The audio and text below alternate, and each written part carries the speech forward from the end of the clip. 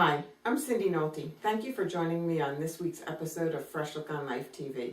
I'm excited to be joined by Shellie Blum, author of Waterski Girl Wonder. Shellie, thank you so much for agreeing to talk with me today.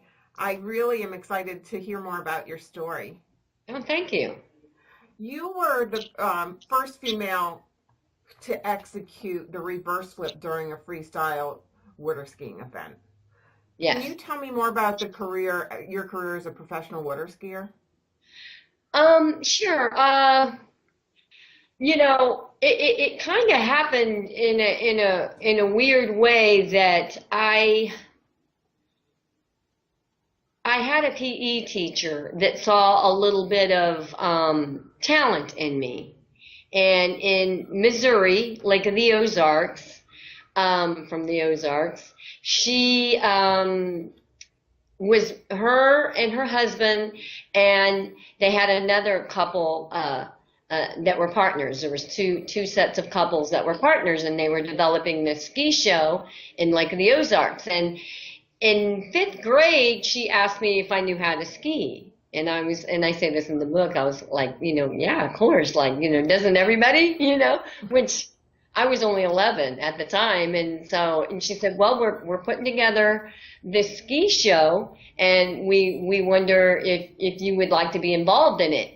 And she knew that I was having a little bit of a rough go of it.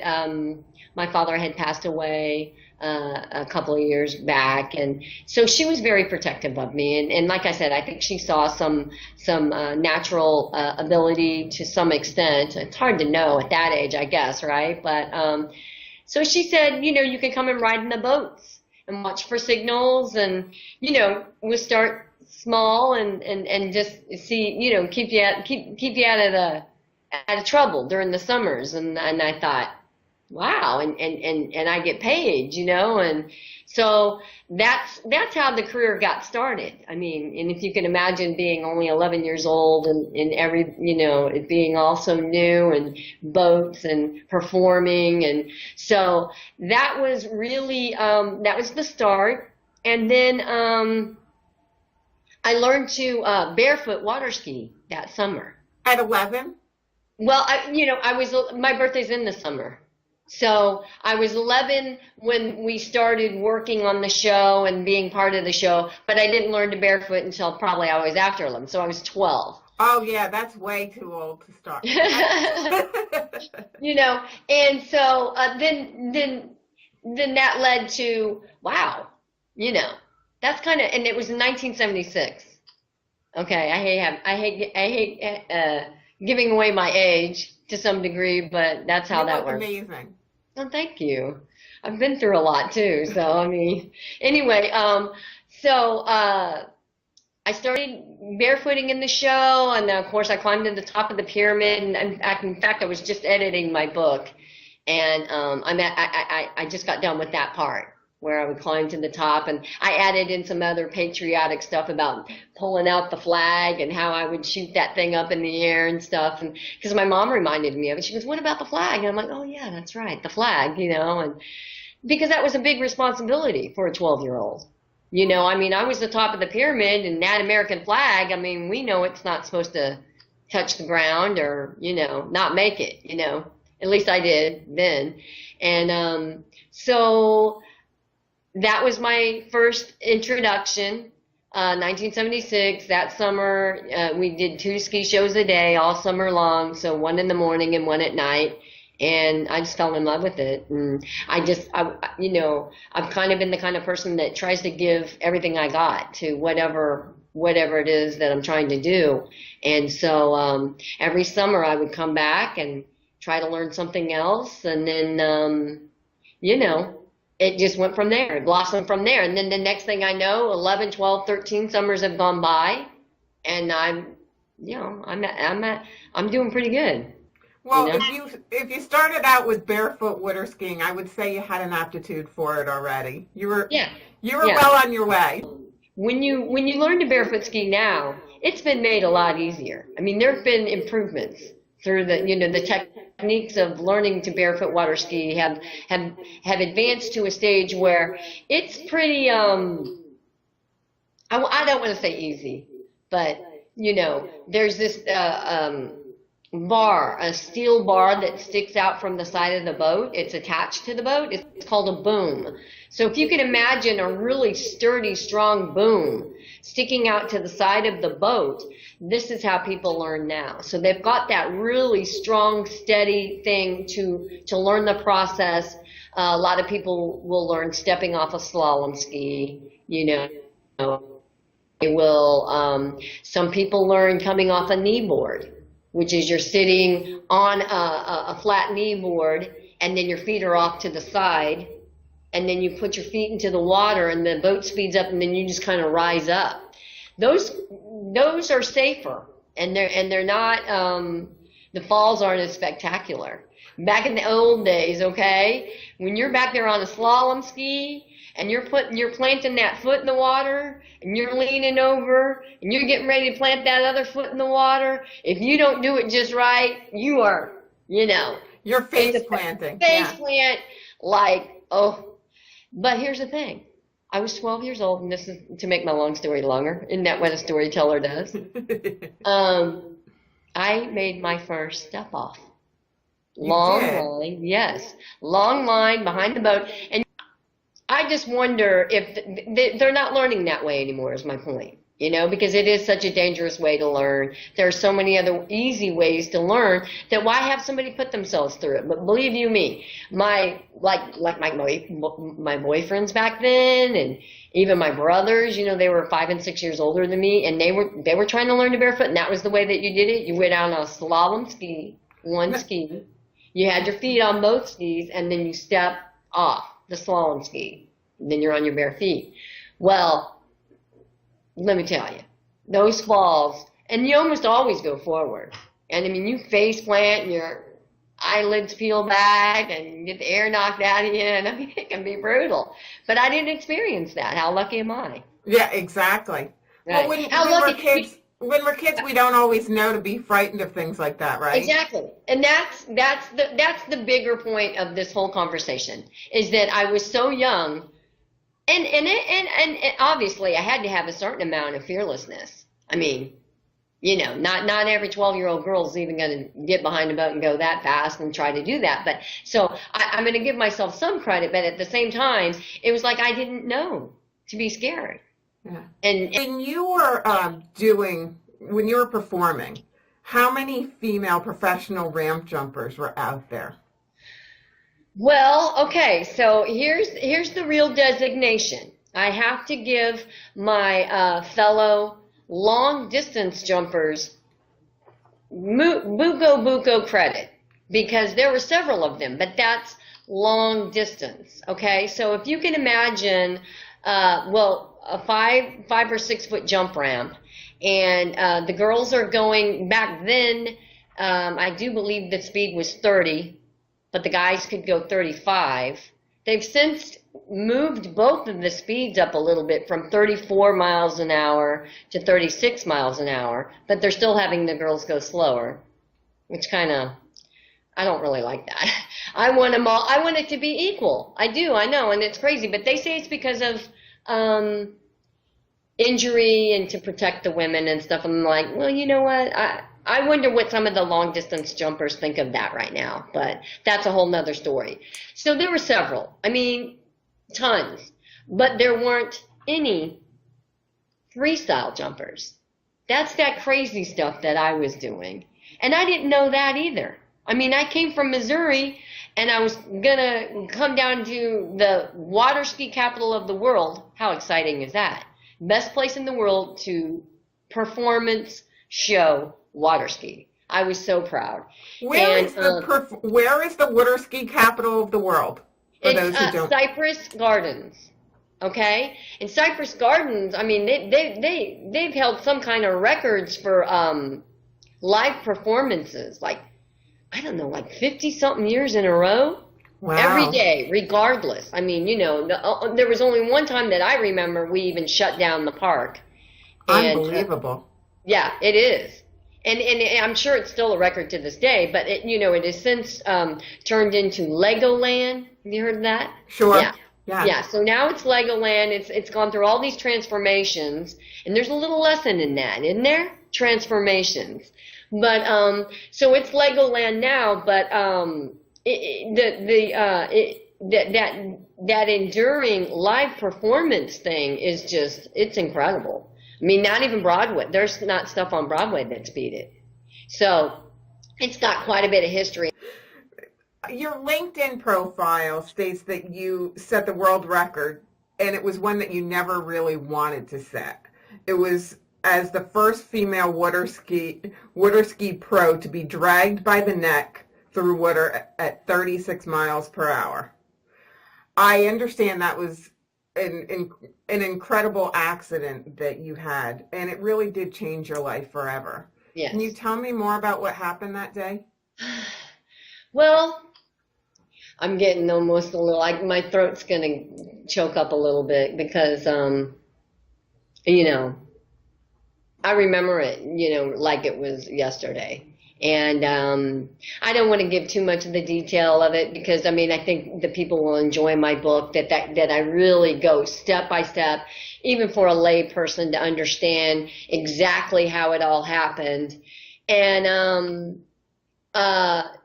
not, like I say, not to give up too much of the detail of it.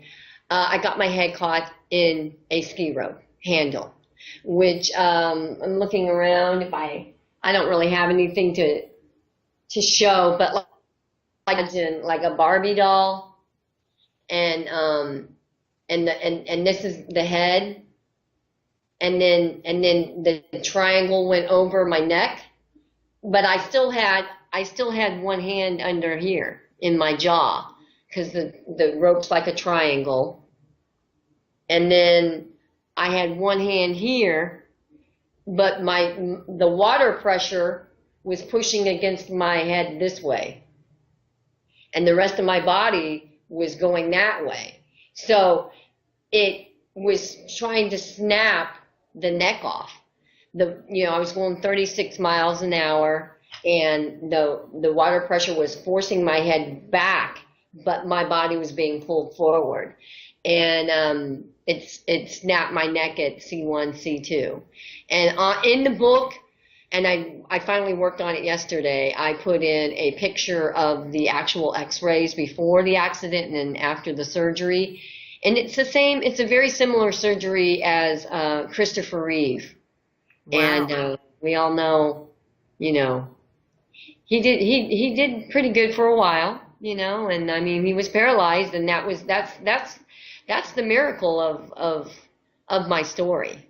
And I don't know, you know, as I get older, I get a little more spiritual and a little more, you know, thoughtful in that direction. And I'm not as reticent to say miracle because I don't really know why, you know, I should have died. I should have died instantly. And I shouldn't be able to walk or talk for myself. It was such a high break. I mean, a hangman's fracture. Usually, you know, you die. But so I survived that, and look at me. I mean, I'm walking, I'm talking, you know, I deal with chronic pain, and I deal with the neck bothering me all the time. But it's something that through the years, I have found a way and a will to beat it, if that's possible. And, you know, it took a long time to manage out through pain medicine and just all of the process of that, you know. But you know, you also can't be on pain meds for your whole life. So there's a weird balance, you know. I mean, very many people fall victim to drug addiction. And it's a miracle somehow that's another strange thing that I've been able to beat that.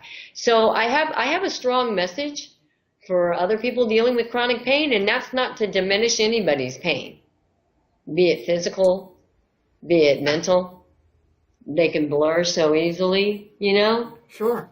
And so I think in sharing my story, that somehow I can inspire and motivate and make people understand that, you know, it kind of just, as corny as it sounds, if there's a will, there's a way. And it is so true. It's so true. Absolutely. Yeah. Absolutely. What was you said that there were breaks C1 and C2. Uh-huh. What was the extent of the injuries? How long was your recuperating time? And Again, this just it just amazingly falls in the realm of like, how is this happening? How is she doing this? After my surgery, life saving. I mean, they had brought in priest and everything. I mean, it was like, she's not supposed to survive this. So I survived the surgery intact. I hadn't lost, I hadn't been paralyzed. I mean, at some point when maybe I had gone unconscious a couple of times, maybe I was losing feeling, but I wouldn't have known it, because after I was in this one bed where it's a roto bed. I don't know if you've ever heard of anything like that. It rotates you. And so, but I was on one of those for about 3 days. And then they just didn't want to move me. It was so precarious and so fragile that if they tried to move me to like a bigger, better hospital, I mean, I had this life-saving, history-making surgery done in little old Winter Haven, little town in Winter Haven, Florida.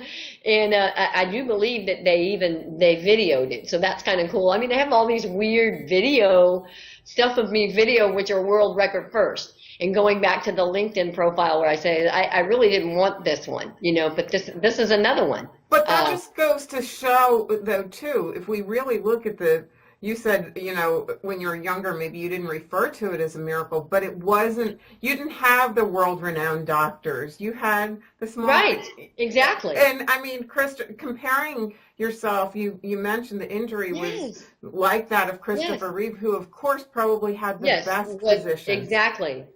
Yeah, and I hadn't even thought of that, Cindy. Wow, that adds another layer, man. Woohoo! It makes me feel proud, and I am proud. And as I get older, it's the weirdest thing. It makes me feel like I've got a burden almost. You know what I mean? Like I've got to make my life mean something. And you had quite a long post-injury time period where you had a long healing process, and you had mentioned of course your physical obstacles, but it began to get to you emotionally too. Yeah, actually I would say more emotionally, because it's weird, and this is like I say, I'm getting older. I was really having a hard time dealing with this whole new identity I had to find, because if you can imagine a person putting all their eggs in a profession, be it doctor or lawyer or professional athlete or whatever it is, and then that's all taken away from you, and so you have to find a whole new identity, and be dealing with the physical pain of that and the emotional pain. And just because of and it sounds, I don't mean for it to sound like I'm bragging, but like I've dealt with a lot of pain, physical pain, all my life. There are people out there that have dealt with more, don't get me wrong, but I've dealt with just since I've been a baby, so the physical pain is something not foreign to me, but the emotional pain was. And so I had to really develop a sense of walking that fine line of, is this emotional? Is this depression? Is this physical? And like I said earlier, those lines can get really blurred, and a lot of that. And so,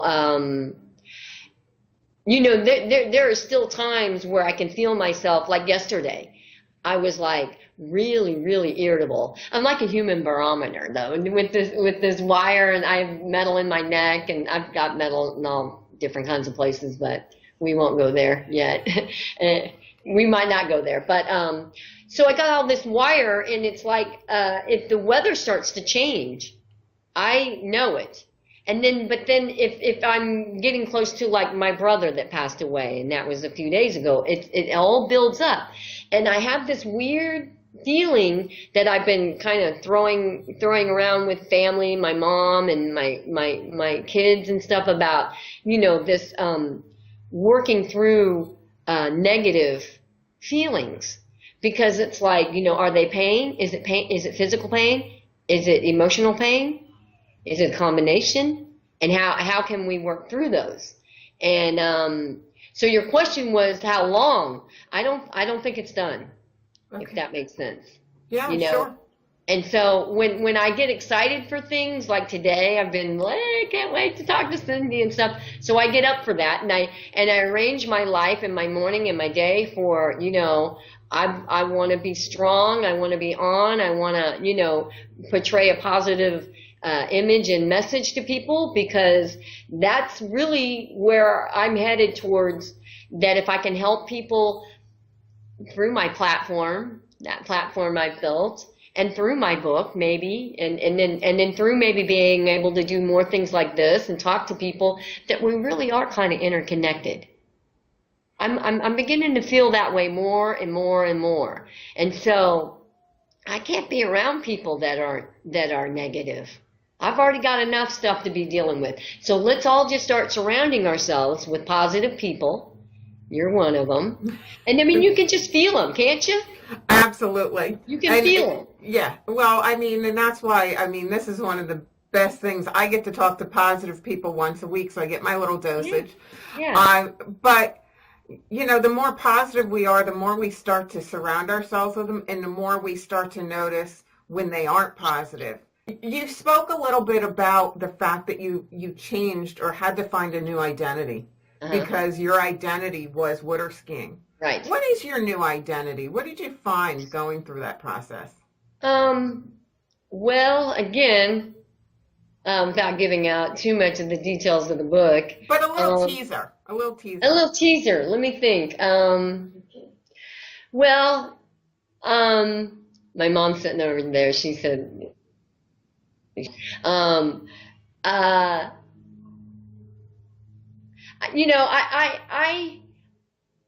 I would like at some point in a small way to be a voice for the underdogs and for positivity, and whatever realm that takes me to, I don't care. But the more people that I can get in front of and say, keep on keeping on, don't give up. If you've got that dream, if you've got that goal, it's a goal that you need. So I think ultimately I would like to be some kind of motivational speaker, or I don't think that's too far out of my realm, because what I'm having to do just even today, I'm a little bit nervous, but then I think to myself, Shellie, you used to go 36 miles an hour over a 6-foot jump ramp and throw your head backwards, So that was pretty daring. But like some people, public speaking is just, and it is for me, and it is for everybody. I don't know. I guess there are some people out there that are completely comfortable with it. But Patricia Arquette wasn't the other night, was she? Did you see her? I did not. You didn't see her? Well, good for her, though. She went up there and she had her piece of paper, and I was like, right on, but you could see her, the paper was shaking, and, but she did a good job. That's my point. Right. Sweet. So, but I think that the more I can do things like this, and the more I can, get out there and inspire people and motivate people, I think that's my transformation. I can't do it on skis anymore, obviously. And, it does make me nervous. But that's all part of it, that when you're watching that person do it, then you get to say, well, she did it. And I'm literally, I've been diagnosed through the years with PTSD. It doesn't really show on me now. I'm in my house, right? But big venues and stuff like that do make me very nervous. And I'm probably actually could be even closely diagnosed to agoraphobia, which is if I never have to leave my house, I wouldn't, you know, but I'm ready to say, I'm going to break through that, you know, I'm going to evolve and transform, hopefully, to where I can show to people, look, I went from here to here to here to here to here. I do a couple of them in the book. Woo, woo. So, you know, the roller coaster I am on, which is life, is hopefully I'm going up. That's the story. You've always got to be, you know, half glass full and all that stuff. Is there one particular thing that kept you going through your struggle? Your family, or was it something within you? Family. I know that more now. Family. I didn't know it as much when I was going through it because you're in your own little bubble, your fog of pain and depression. Everybody can pretty much relate to that. Family. And then I would have to say goals. Goals.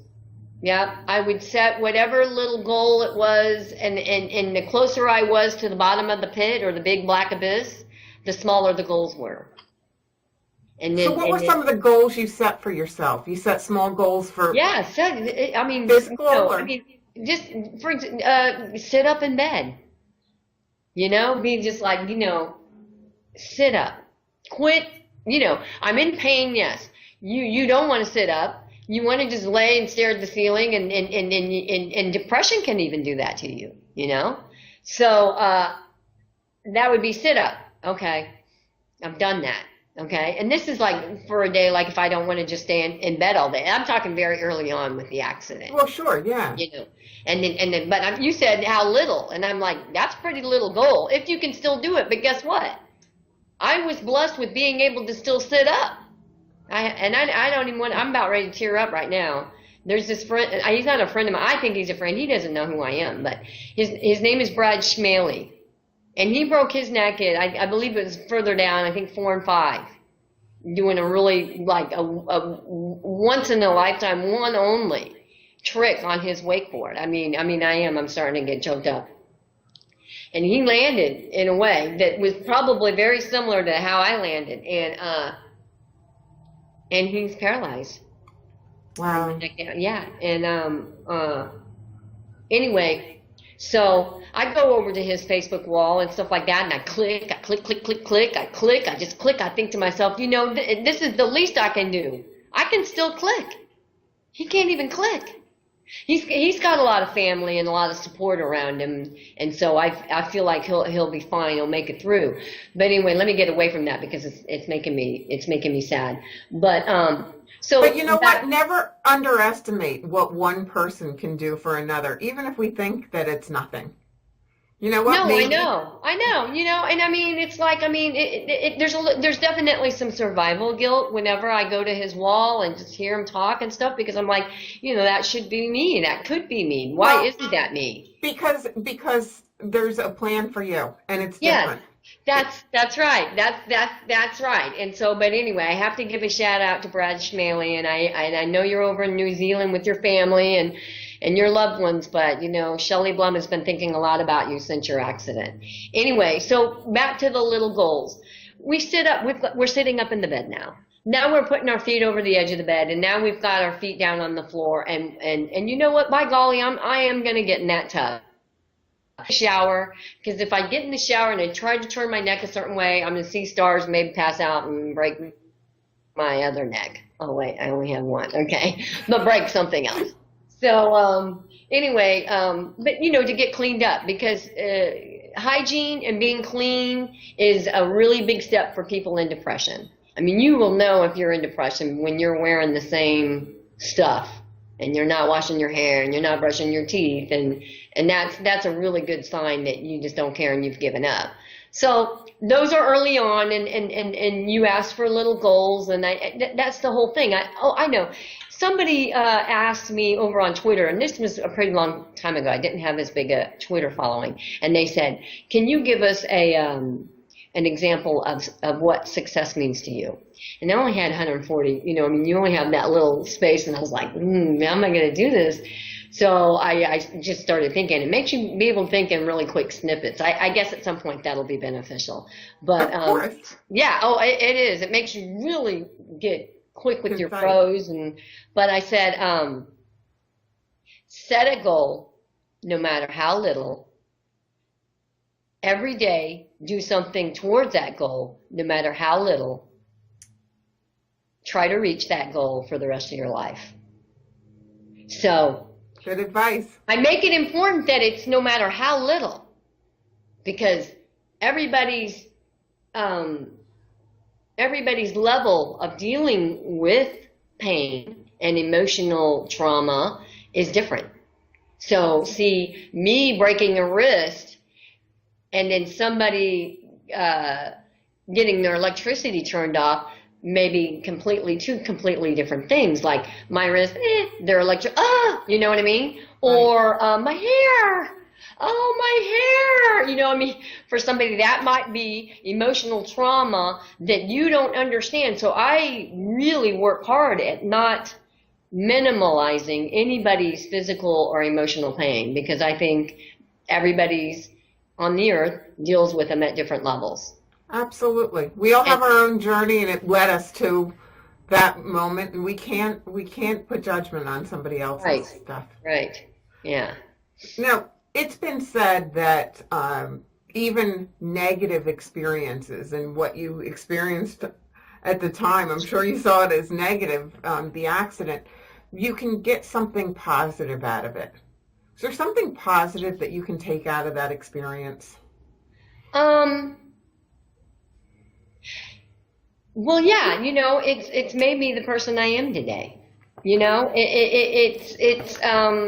behind me, and I think it took me a really long time, and I'm still there. I'm still can get really fierce about things.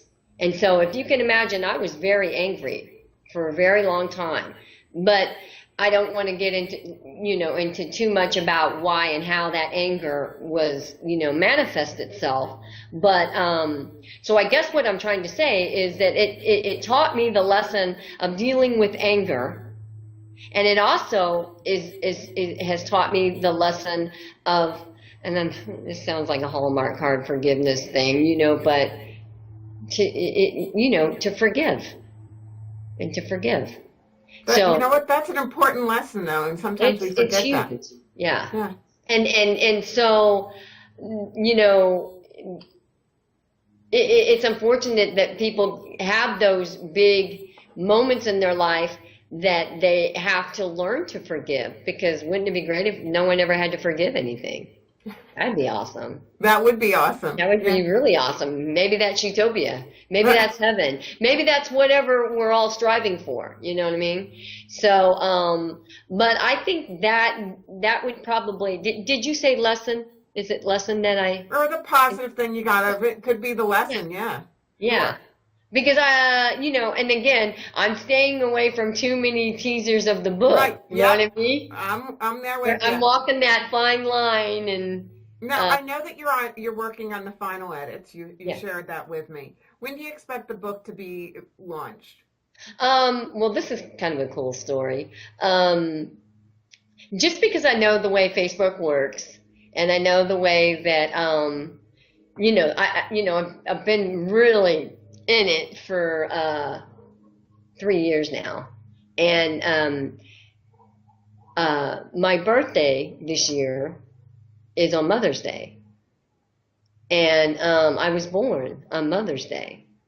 So my last birthday last year, and I won't even say the number that it was, but it was a monumental one, I'll say that.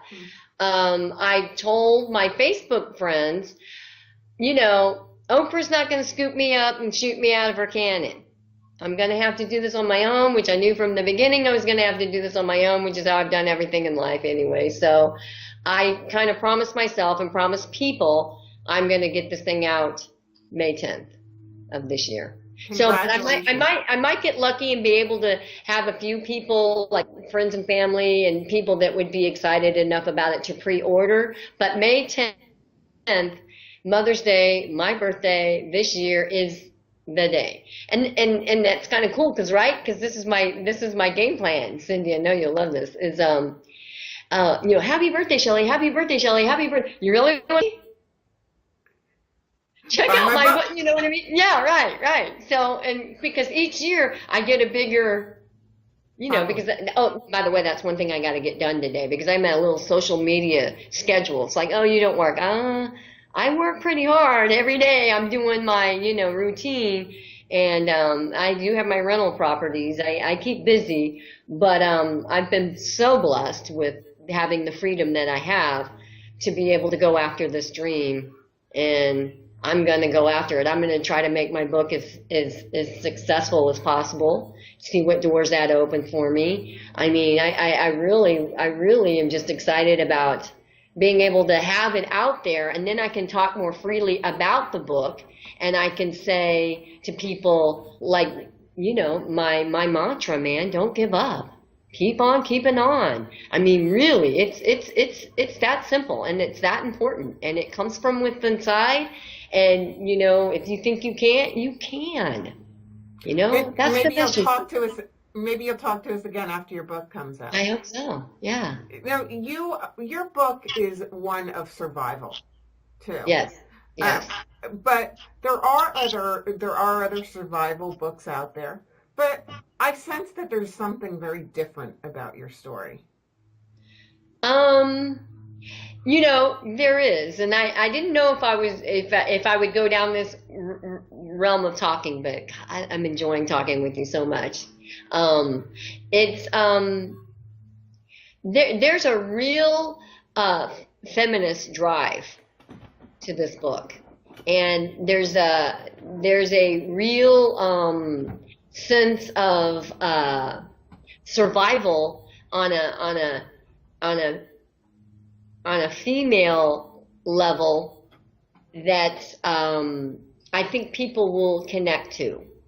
And so it might not seem as the same, like I feel like it's got a different edge of feminism to it, but it is definitely a feminist book. Although, like, I don't agree with some of the other feminist platforms and issues. I mean, not to get political or anything, although I am pretty much a political person, but it's like, gosh, I don't know how to put this, but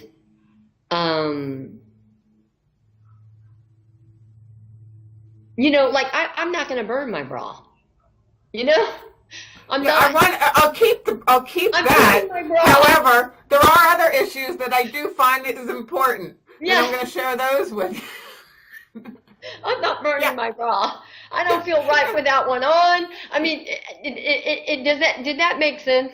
Sure. I think it took me a while to get there, but I'm not a burning bra feminist. No, I have to say, there's this side of you that's very inspirational, very sweet, but there's this side of you that has a burning drive, a competitiveness about you that I think appeals to those of us who know what it's like to dig our heels in and just do, regardless of what comes. Yes, across. And you know what? And it's because this is maybe, and I hate even, I'm a little scared going down this road, but I think I will, and that is that it's like, in reaching out in the traditional publishing world, in this new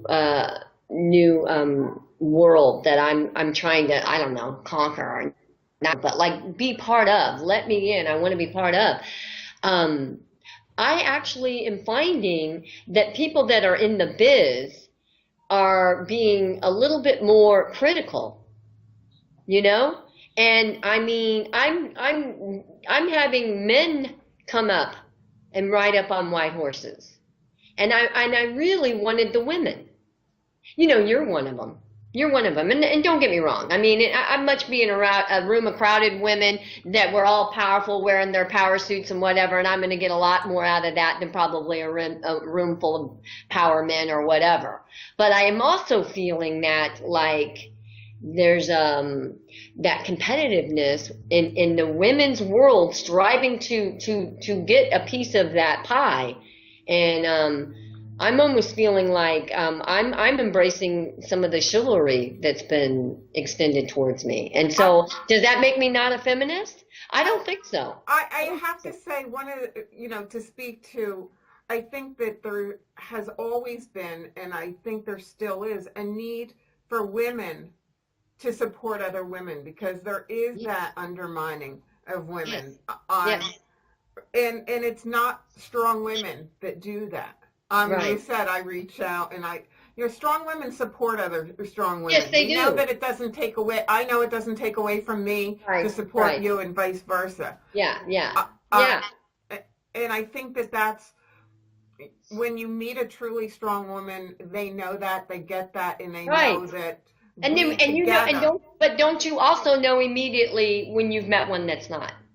Well, and that's not to say that you can't be their friend, but you know that level of, So, I mean, and it was just really cool. Like, you didn't get to see it, but you'll see a blip of it the other day about the Patricia Arquette speech that she gave about women's equal pay and stuff like that. And I mean, I was talking about that when I was 13 years old. You know what I mean? I mean, it's like, so I was right there with her. I mean, it's a completely different realm of pay, though, equal pay, and for the entertainment world especially. I just think but like, it's better. It has gotten so much better, and I'm not going to be a victim, and I'm not going to whine and cry about that. I mean, you know what? I mean, I'll fight that bridge when it comes. And a little bit of my story was that I won a lot of that fighting. And I think that as a strong woman, one of my motivations is I don't have to speak it as much as, hey, you know what? I'm going to be and demonstrate what it is to be a strong person. I don't need to be a strong woman. I'm a strong person. Right. And I'll be the embodiment of what I feel I should be. Yeah. And I'd rather be a role model by my actions than by my words. Oh my gosh, absolutely. Yeah. And then so that, for me, unless something really gets derailed for me, I mean, I'm going to be able to walk that walk and talk that talk, and I'm really proud of that. I know you will. Yeah. It's authentic. It's real. It's you see, you get what you see. You know what I mean? And I'm looking forward to seeing it. I really am. Now, you have had some feedback from some editors already that are in the business. It's been some positive feedback. What happened? It's just getting through the lines. Some professional editors gave you some really positive feedback. They called it honest and absorbing. I mean, that's... Yes. I've gotten, right. I mean, the editors, they, I've gotten more positive than negative. And the editors, I've had this one guy, I call him Miami Dave. Okay. So Miami Dave, because he's right down the road from me, right? Basically. And, he said, he compared it to the guy that did Running with Scissors, Stream of Consciousness, which, I mean, I haven't read the book, but I've heard of the book. Augustine Burroughs or something, memoir. And so I looked up a little bit about that, and I was like, wow, I mean, just to even be compared to any kind of thing like that is crazy. So you're going to keep on keeping on. I'm going to keep on keeping on. I'm going to look forward to seeing your book coming out May 10th, and you'll be posting pre-orders, info on pre-orders. And that's coming up. Like I just finished chapter 9 last night. Oh, I'll say this. These are teasers. 9 was the whole this horrible dealing with attorneys, and I was going to go to law school. I was signed, sealed, ready to go to law school, and I came down to waterski, and I had this whole thing happen. Okay, so wait a minute. You were going to go to law school instead of, you chose waterskiing instead, or the accident? Yeah. I mean, wow. I had other plans, and so I was going to change the world. I mean, I was going to be a judge. I was going to be on the Supreme Court. I was going to, do all these really grand things, but I thought, and I'm bragging, but I mean, I'm so good at this skiing. I really got to get this out of my system. And they're calling me. They want me down there at Cypress Gardens. I'm going to go, and I'm going to use my skiing, pay off my student loans, because that was the only way I could go. And then I'll get back to law school. Well, then I had this whole big life altering thing happen. And now I'm like, oh, attorneys? Wow. I mean, I know that there are far and few between that are good, or is it few and far between? I don't know. But they're hard to find. I mean, and that's that chapter that I was going through. Had you gone on to college already at the time of the accident? Yeah, right. No, I mean, I had just finished up. I had gone to University of Missouri Columbia for 4 years, and I got 2 degrees because I was really like everything I do. I mean, 360,000 Twitter followers in 3 years. 2 degrees in 4. I can do it. Actually, I took 1 extra little semester to get the extra degree. And so, but I was basically living at home and then driving 2 hours to go to school and then driving back home because I made my classes be just on Tuesdays and Thursdays. And I was doing an internship for Kit Bond, the governor of Missouri. And so that was really interesting. I don't talk about that much, but I have some stories I could tell about that. But anyway, but so then I had taken my LSATs and I was applying for and getting back notices about where I could go to school and stuff like that when Cypress Gardens said, oh no, we want you. And I'm like, law school, water skiing. I said, I'm gonna go water skiing. Now, since the world that I've been thrown in with attorneys, it's kind of like that's not the plan anymore. Okay. So it's a different direction. But yeah, so that's chapter 9. Chapter 10, though, and this is a really cool chapter. I'll give you the name of the title. It's called Heading to the Hills, and then in parentheses, Hollywood Hills. So I go out to Hollywood and have a couple little incidents out there that are really worth reading. And, that'll be 10 and then, it's like I kind of wrap up the book, but it's pretty cool. I mean, I think I've tried to structure it as best, and I wanted it to just be, my memoir, but also entertaining and also very readable for anybody. I mean, I'm not trying to wow you with the wizardry of my words and my prose, and I mean, I don't have a creative writing degree, but I have a creative life. And I want people to go, oh my God, and kind of like metaphorically be pinching themselves and wow, this really happened. It's like, yeah, it really happened. That's what motivated me to write the book, because I just finally got to the stage and age and game of my life where I was like, wow, that really happened. So to keep and really just to inspire others. Yeah. Sometimes things happen. Well, that was one of the things that when we were talking earlier and you were saying, positives from the thing, and one of the other the really big one is that goal of tell this story, because I had originally written a screenplay. Wow. And you know what? Who knows where it will go, right? Well, exactly. And who knows? I mean, because it can be very cinematic with what they can do now out in Hollywood. I mean, are you kidding me? With those, what are they, the blue screens or green screens? What I'm talking about. Mm-hmm. Yeah.